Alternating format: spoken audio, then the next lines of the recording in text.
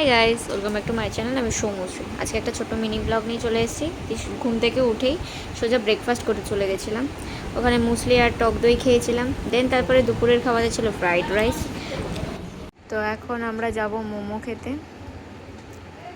আমার খাওয়ার ইচ্ছা নেই, তবে দিদিভাই বলছে খাওয়াবে, তাই যাচ্ছি, নিয়ে আসবো। তবে দেখি কি করি। তো চলো দেখতে থাকবো। হঠাৎ করে মনে করলো ভিডিওটা করতে হবে। ভিডিও অন না করেই খাবার খাওয়া শুরু করে দিয়েছিলাম।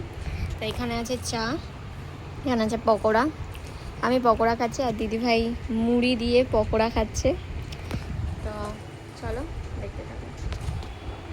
তারপরে রাত্রের খাবারে রুটি, ছানার জিলিপি, মাছের কালিয়া আর পটল ভাজা। তারপরে আমি ওপরে চলে এসেছিলাম। দেন তারপরে দিদিভাই ঘর পরিষ্কার করছিল। ঘর পরিষ্কার চাদর বদলাচ্ছিল। আর এখানে আমি আর দিদিভাই একটু গল্প করছিলাম, কারণ যেহেতু কালকে চলে যাবো, তাই জন্য দিদিভাইয়ের মনটা অনেকটাই খারাপ।